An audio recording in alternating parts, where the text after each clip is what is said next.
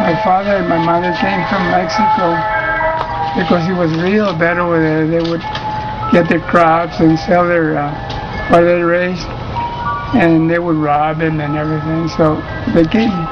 They couldn't take any more over there, so they came. They came to the United States, and they came to Juarez with the intention of fixing the papers they come across, but they ran out of money. And I can imagine how much money they had. They probably had very little money. And they had my oldest brother and my oldest sister. My sister Fidela was the oldest. And then Cuco was the second one. I think he was 6 months old when they came. And since they ran out of money, they found a man that had a little carriage with a horse, little, they call it a little ambulance. And he crossed him.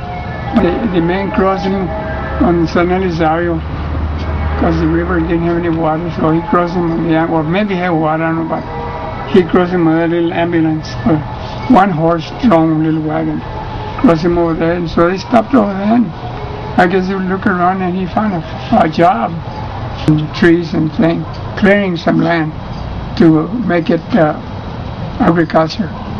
And he worked there, and then he moved to different farms.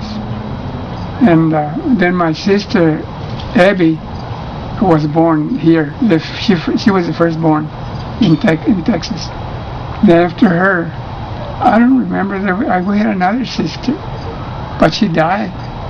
And, but so then I was the next one. But I don't know if I was born before her or after her, but anyway, alive, I was the next one. And then after me, there was Lencha, Santos, Mary,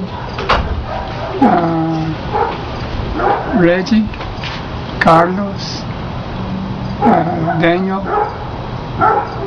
Pepe, Simon, and Mike. 13? We were 13. Yeah. Well, there was a little boy. There was a little baby that was born. Well, I guess he was after Mary. After Mary, he was born. Maybe even before. I don't know if he was before Reggie or after Reggie. He was still born. And they buried him in his shoebox in the Socorro Cemetery. Well, my dad used to work in the farms, and he would work from sun up to sundown. They had no hours. They had, as soon as it started clearing up, and he had to have the horses ready because he was leveling some land with a Fresno and 4 horses or 4 mules, and he had to work. He would start getting dark when he'd come in with the horses, put him away, and I remember there used to be a train in the morning, real early in the morning, and my daddy would hear that train, and he knew that train. At that time, it was time for him to get up and go feed the mules and water them, so that they would be ready. Then, when he fed them, he would come in, or mother would get up also, and she would fix a lunch for him, and not a lunch, but a breakfast. I don't remember if he wouldn't come home to. I don't remember if he'd come home to eat at noon, or he probably did. I don't remember that.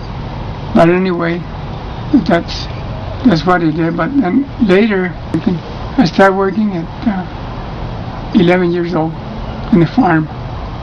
But we lived in different farms because he would work so many years in one farm, and I don't know where he got in disagreement with the boss or what happened, but we would change. He says, we're going to move, we're going to go to another farm, and the requirement for my dad was to give him a house and a place to keep to let him keep cows and pigs and chickens. We didn't have horses, or we didn't have goats and that like that. Just those 3 things. Well, my dad was working when we were with Mr. Samples, we were working 9 hours for $1.25. 9 hours for $1.25. That was, I think we figured out one time it's 13 cents an hour. I think, I'm not sure. But anyway, can you imagine? So we're working there, and we didn't have toys. We never had a bicycle. Well, I did have one because I traded for a slingshot that I made. And this guy gave me a bicycle. I needed a tire, I needed the seat, and something else. But some friends I had came from Oklahoma. They brought a whole bunch of stuff. I had a bunch of parts of bicycles, and they helped me fix it up. We completed the bike. And that's the only time I had the bike, but it was too hard to pedal. It wasn't a good bike. But we never had anything like that. When I was, I think it was 15. I was 15, yeah. I told my dad, I'm going to go look for a job. Because we were making it. It's just, we're just barely making it, you know. We didn't have anything. We didn't have toys. We didn't have nothing. We just had enough.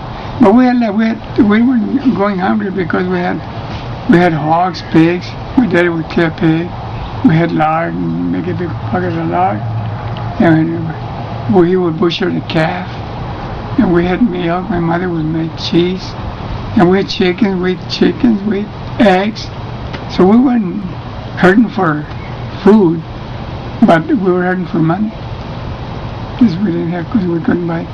And the money that we made in the farm, they had to buy clothes, blankets, and things that we need for the house. And so that I went to Arizona. I turned 16 in Superior, Arizona.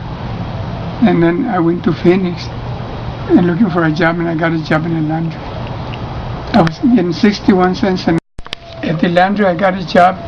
I was making 61 cents an hour. And still not very much.